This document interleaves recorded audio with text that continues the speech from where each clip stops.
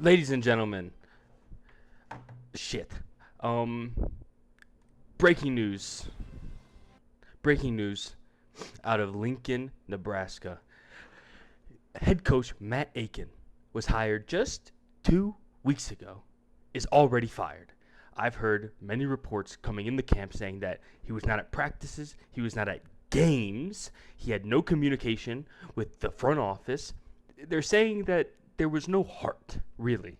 Um, and it's a surprise to nobody, let's be honest. When they made this signing, a lot of people thought, what are they doing? What's the point? He's not going to show up. He's not going to be there for his guys. And, you know, that's what happened. So, as commissioner, I felt I had to make a note of that. As of right now, there are no plans for myself to step in and make any sort of adjustments to the schedule, make any changes for that Nebraska team. In fact, they are probably almost definitely better off without him. With that being said, welcome to week 2. A lot different, we're not playing FCS Northwest this week, fellas. We're playing real teams, real players, real folks. And on that note, I actually have an inside view. We had Oklahoma State versus Mizzou this week in Mizzou, a top 25 matchup. Two users, G. Buttersnaps, Lee Bowen, going head to head. And I have a clip from the very end of that game. If you haven't seen the score yet, you will now. Let's get that rolling. If you're just now joining us, folks, we have a nail biter here in Columbia, Missouri.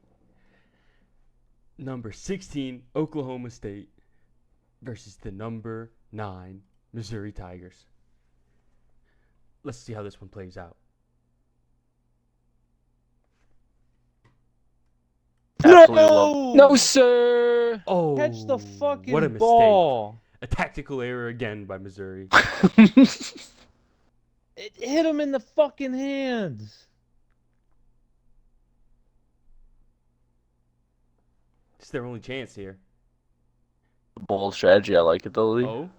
Wow, one-handed. One hand. The moxie of the man to do such a thing. And that's going to put it away, folks. Can't think of a better guy to go out here and take a knee. The absolute heart right there on 7 Mr. Buttersnaps. today out there in the white and the orange. If we could just get a quick question for you. Just how much this game means to you and your team.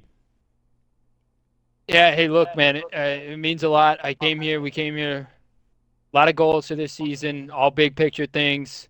Step 1 was last week. This was step 2. I got to give a shout out to Ali. I think he finished with like 152 rushing yards, maybe around 14 attempts, 2 touchdowns, if my memory serves correct. I mean, he's the best player in the country. There's no doubt. I don't care what anybody else says. I'll take our guys. I'll go to war anywhere, anytime, any place, baby. Go Pokes! Thank you very much. What a game. Back to you guys in the studio. Wow. Just electric stuff from the guys there. I mean, it doesn't really get any better than that. That's unfortunate. Just stand by. We have some technical errors. But give me 1 second here. We're going to get into how week 3 looks. Now, you might be saying I'm making this video a little bit late. I would say cut me some slack. With that being said, let's take a quick look at the schedule of last week, how everything rolled out.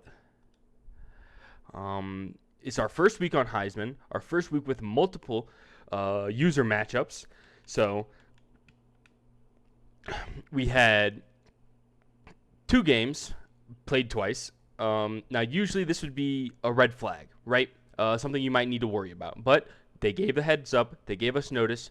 I don't think we're very worried necessarily about these games based on the end game score. So we had Ryan Detlefson and the Arkansas Razorbacks taking down the Illini 42-14, and Blake Wilshire taking down Al Hardigan 63-14. Not a huge surprise there. I thought this game may be a little bit closer, but it is the Illini. So good luck to B-Task on the next probably 5 years. But I think maybe after that it'll turn up quite the notch. We had Maltby in Auburn with a nice win. I said not no FCS Midwest games. I was lying. There is one, and they whooped their ass. Congratulations, Jake. We already took a look at this game, of course.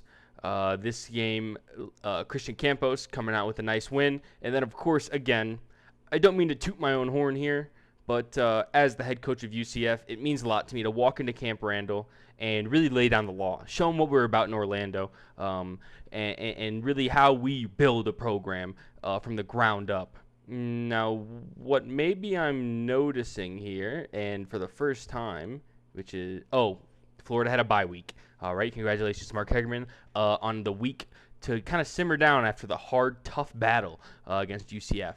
Now, week 3, again, because I'm a little late, we probably have some games played already, a good amount even. And boy, these scores don't look fantastic. 6 points against Texas A&M from Mark Hagerman is questionable. But I don't want to throw any hate, no shade. That's not an easy game. Heisman is no joke, okay? So I think next week maybe Graham Mertz will figure it out, Mark, and you'll get there.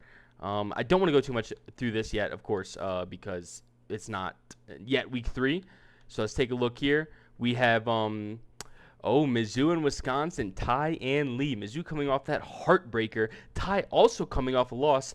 This game means a lot, folks. So I'm excited to see how that one plays out. And then any other user games here. We have Arkansas and Jacksonville State. Ryan should be able to take them down with ease. Jacksonville State being a very low-tier organization, I would have to say.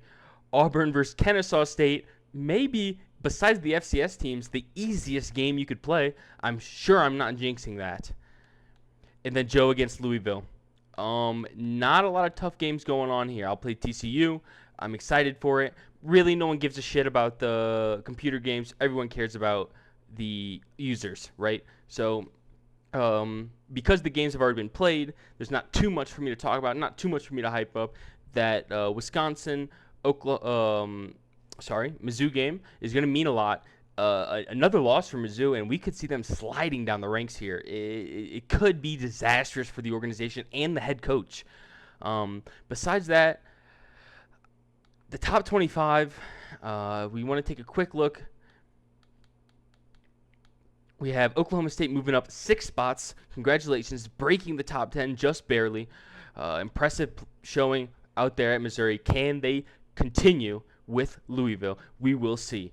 The other users sneaking in, we have Missouri dropping as expected. K-State dropping after a 63-14 win. I mean, they are getting disrespected. That is ridiculous in my honest opinion. That's probably because they already lost to Arizona. Maybe not. We'll find out next week. And then Auburn, Kentucky coming in from being unranked. That's impressive as well. They're going up against the number 1 Georgia. If you saw the score, then you know how that played out. But if you didn't, let's see next week if they can make it. I mean, that would be a top 10 jump. What a huge win that would be for a very underrated organization there.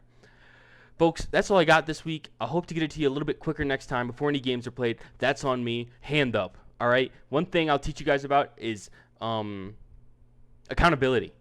That means a lot to me. As the organizer, commissioner, it's all I got, right? Accountability. Everything's me.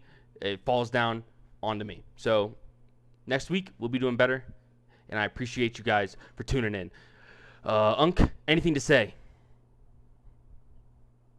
Appreciate it. I'll see you guys in approximately 3 days or 2.